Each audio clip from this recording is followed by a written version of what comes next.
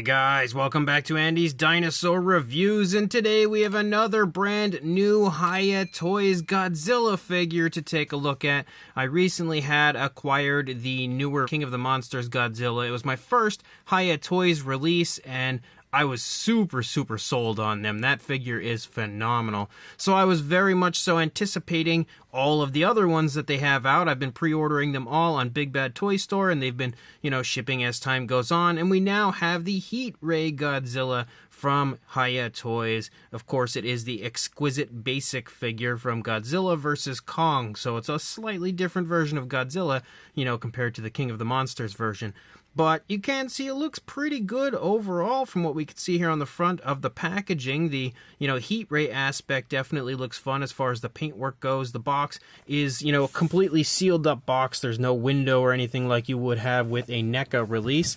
You've got, again, the Godzilla vs. Kong logo up here on the top. Pretty much just the same kind of stuff here on the side.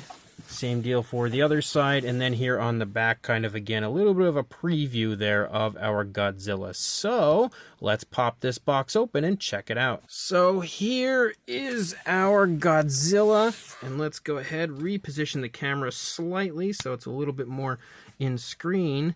And on top of our Godzilla, we also get a different head here, a separate head, which has like an open mouth to it, as well as a separate part here for the neck, a replacement piece there for the, other head that we have, as well as, again, the atomic breath, the heat ray, as it's called in this version of the Godzilla, again, and that piece would go with this, I would imagine, because this looks like it's just an articulated piece. And, having it here out of the box, I will say it looks pretty good.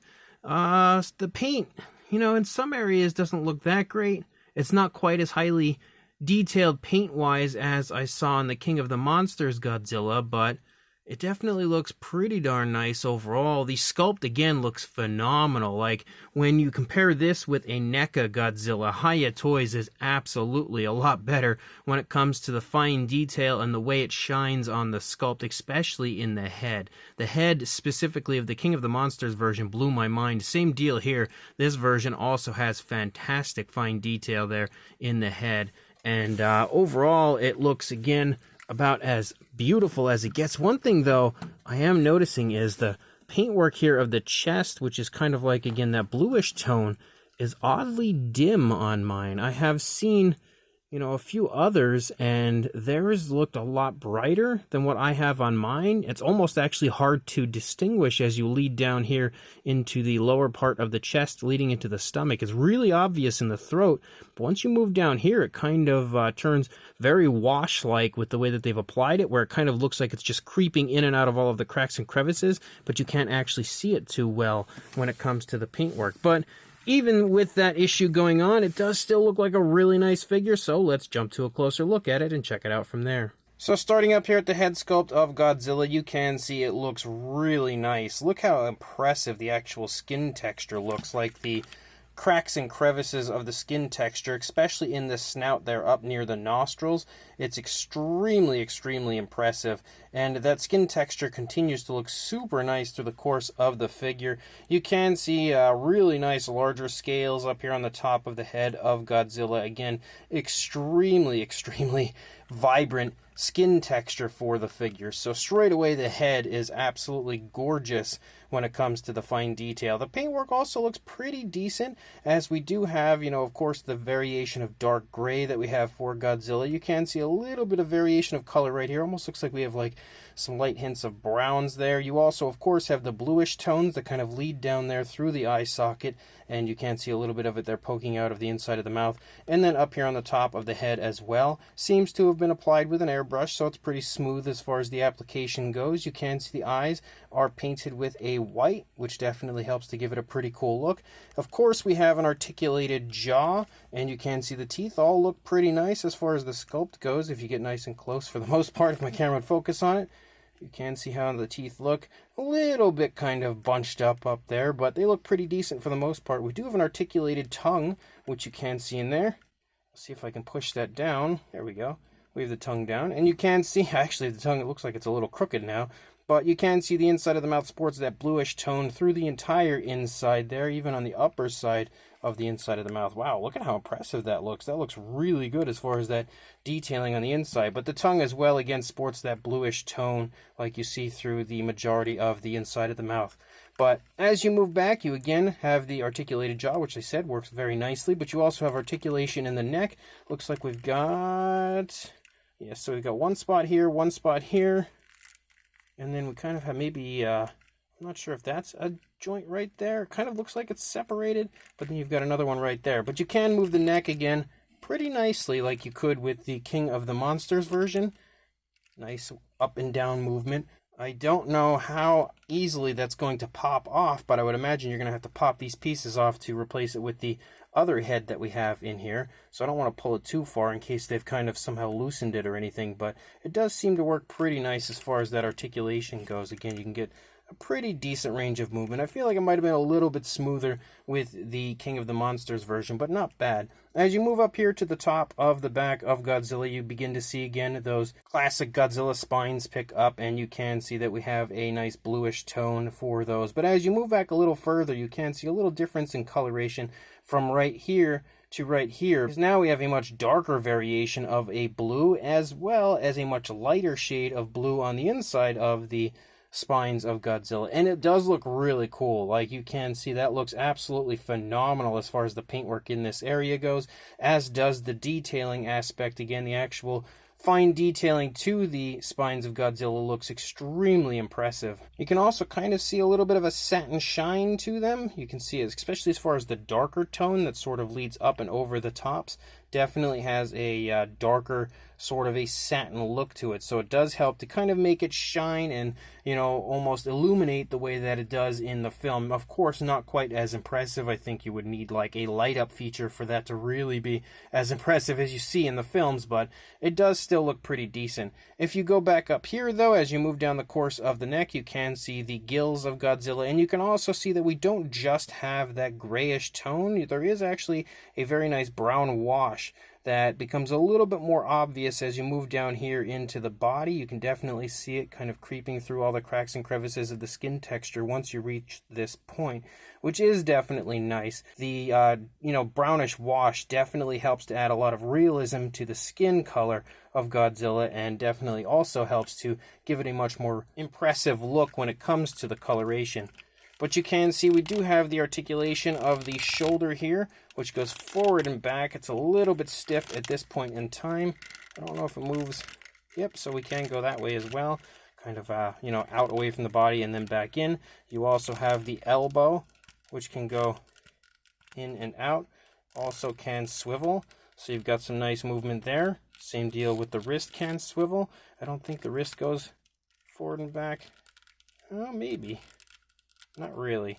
It definitely swivels at the very least.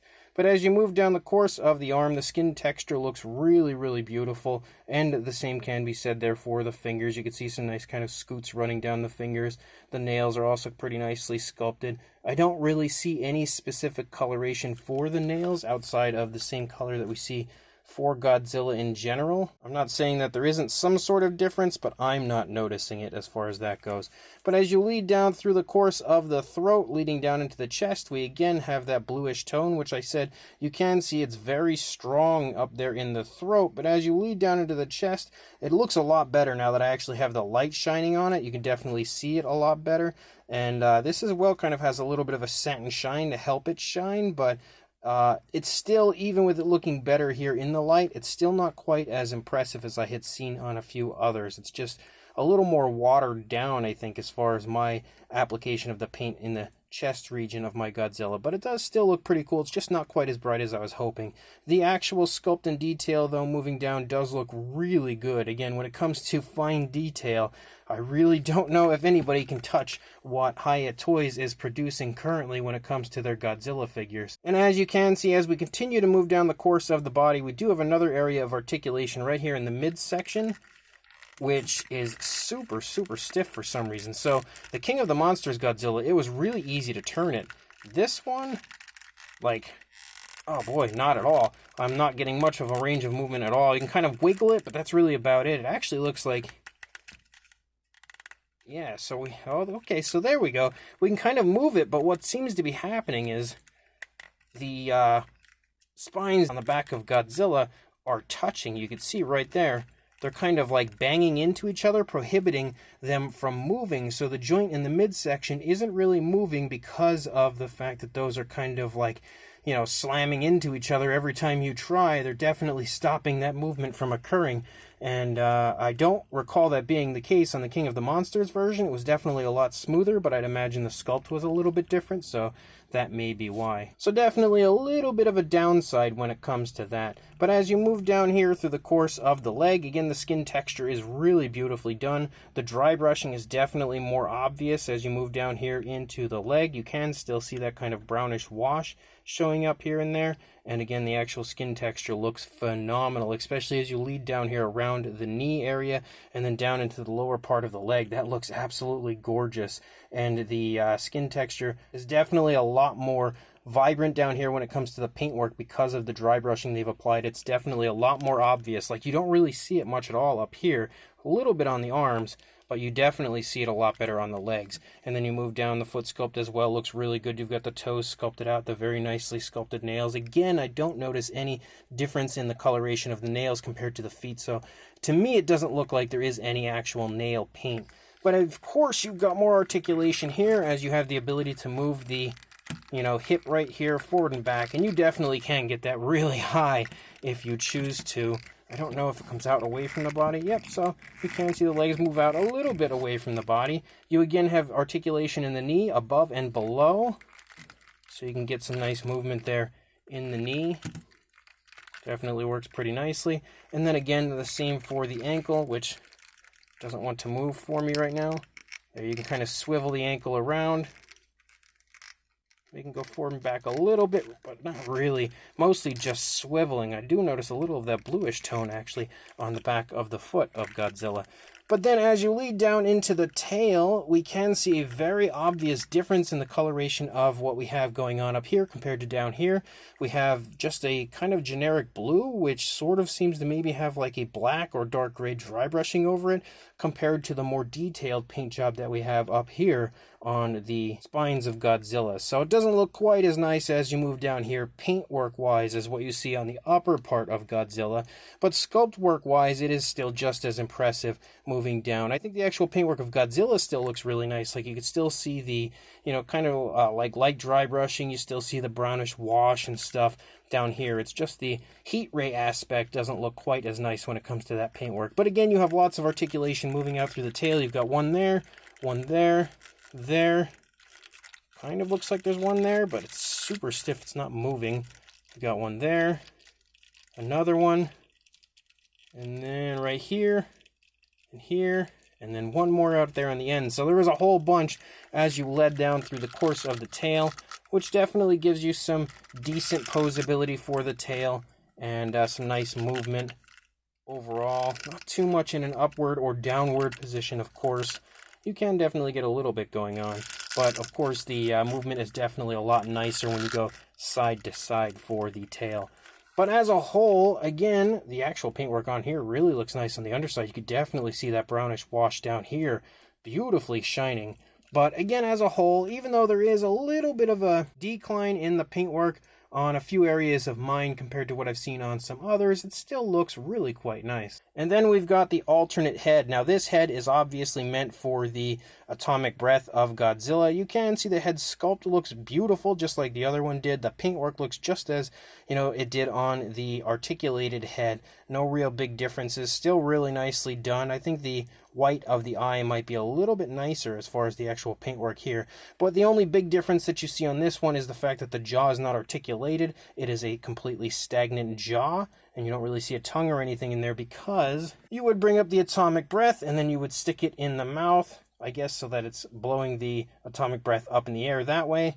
Or you could probably flip it, so then it would be blowing the atomic breath down at the ground. That's really your call. We will, of course, put that in the mouth then and try that out. And then you also, again, have the opposing piece of the neck, the alternate piece of the neck, which looks to me to pretty much be the same as the other one, but maybe a little bit different. Definitely some decent paintwork there as far as that bluish tone on the underside, pretty vibrant like we saw on the other piece of the neck. And then, of course, the atomic breath itself also does look really good when it comes to the actual sculpt. It basically just has a translucent, sort of a bluish tone. I'm not noticing any actual color difference to it. Like, they didn't apply a dry brushing or anything. Like, you might hope for some sort of variation of color for the atomic breath. All I really see is the translucent blue, but it does still look pretty cool, and I'm actually quite excited to, get this all set up with the atomic breath in the mouth. But definitely very nicely sculpted. A little more effort probably could have been put into the paint job of the atomic breath, but it still looks pretty good. For a length on Godzilla from the tail there, if it's flat on the ground to the snout, you're looking at about 14 inches or about 35.5 centimeters, somewhere in that vicinity. And then for a height to the top of the head, just a hair under 7 inches or right around, I would say about 17.5, closing in on 18 centimeters, but not quite there. For a size comparison, there is Mr. Papo T-Rex, the Attack Pack Colovisaurus, Robert Muldoon, and the Collect Day Human Being here next to our Hiya Toys Heat Ray Godzilla, and you can see it's definitely got a very nice size to it, just like the King of the Monsters version that I had reviewed not long ago did. Definitely sports a very impressive size overall. Then we've also got the Hiya Toys Godzilla King of the Monsters version next to our Godzilla vs. Kong Heat Ray version, and you can see that they are pretty much the same size. They don't differ very much when it comes to the size from one to the other, and I did a little bit more comparisons with the original King of the Monsters version, not original, but the original figure that I had reviewed, which was the King of the Monsters version. I did do a few more comparisons with that one, more than I'm going to probably do with the Heat Ray version, just because, I think at this point we've established the size since these two are the same size. Also, I did want to, of course, swap this head for the other head, so we're going to try to pop this off. I don't know how. Wow, that's actually really on there. Oh, there we go.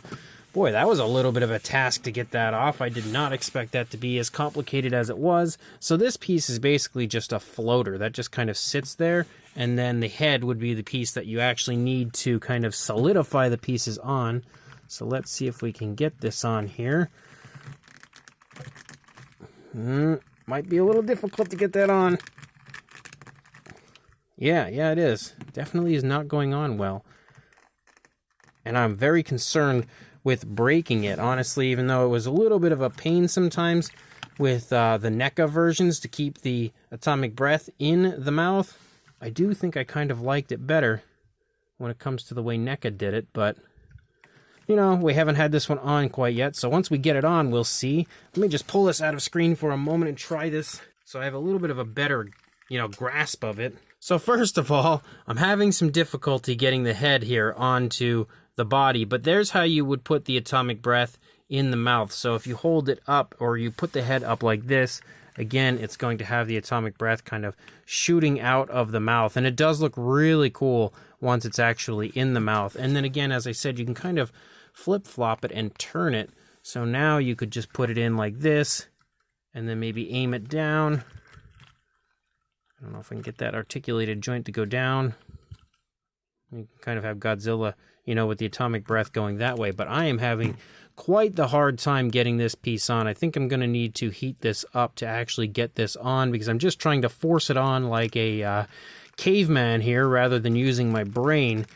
And it is not working at all. So I think I'm going to have to heat this up to actually get it on. So success! We have gotten the head on. We definitely needed to heat that up pretty significantly, and you can now see the atomic breath there coming out of the mouth of Godzilla. Definitely looks cool. It absolutely is a really cool display piece, though, that, you can have a Godzilla doing that kind of, at this point, classic, even though I guess it's, not all that old, so I don't know if you'd really call it classic, but when it's classic when it comes to a legendary Godzilla, of Godzilla kind of spraying the atomic breath, the heat ray, as, again, Hiya Toys has called it, up into the air and giving us this really cool visual. Definitely a very impressive piece to display on any Godzilla shelf once you have it with the heat ray actually in the mouth. And you can also kind of get it into like this position. If you flip the heat ray around, you want to kind of have it blowing down on the ground and stuff. You can also get this very cool visual of Godzilla,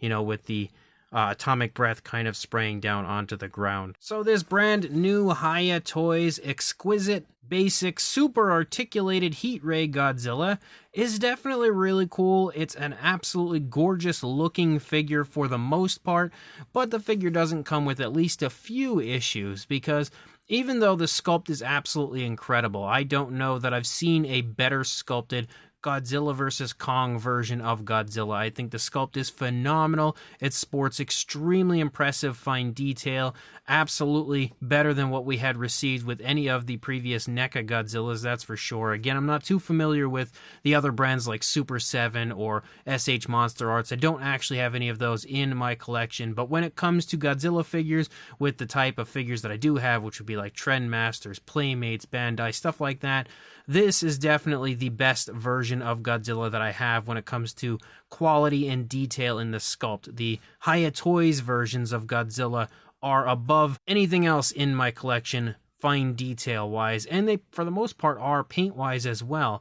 But this one definitely has a few issues when it comes to the paint, for me anyway. I feel like the coloration on the chest, although it looks pretty good, isn't quite as vibrant as I was hoping, and not quite as vibrant as I had seen on others. That's not to say that you wouldn't get one that has the better paint on the chest, because you may, but I personally was hoping it would be just a little bit brighter to give it a little bit more of that, again, bluish tone that would just look nicer. Also, the coloration leading out onto the tail is okay for what it is, but it doesn't quite meet the expectations that I have now for Hiya Toys, because the King of the Monsters Godzilla was just like so beautifully painted. Like, it really is one of the nicest paint jobs I've seen on a Godzilla figure, that the coloration leading out onto the tail just looks a little bit under the quality I expect for Hiya Toys now. But again, that being said, that's not to take away from the figure, because even with those minor issues when it comes to the paintwork, I still think it looks absolutely gorgeous here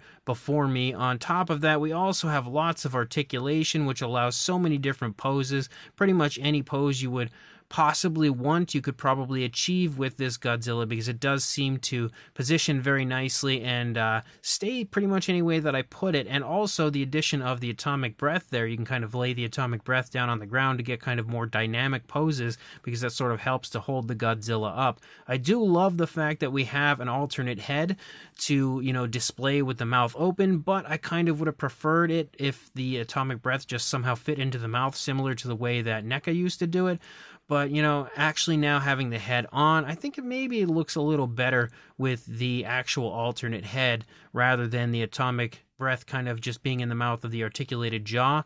It just looks a little bit more natural, and it also stays in the mouth, I think, a little better. I do recall having many issues with the NECA Godzilla figures and keeping the atomic breath in their mouth. It used to fall out for me constantly. I don't feel like that would happen really with this one. The only downside to the actual articulation of this figure, I think, though, is the joint in the midsection, because even though the King of the Monsters version had super smooth articulation and posability in the midsection, this one is a lot more stiff, and due to the positioning of the spines on the back, it kind of prohibits the movement of that midsection a little bit.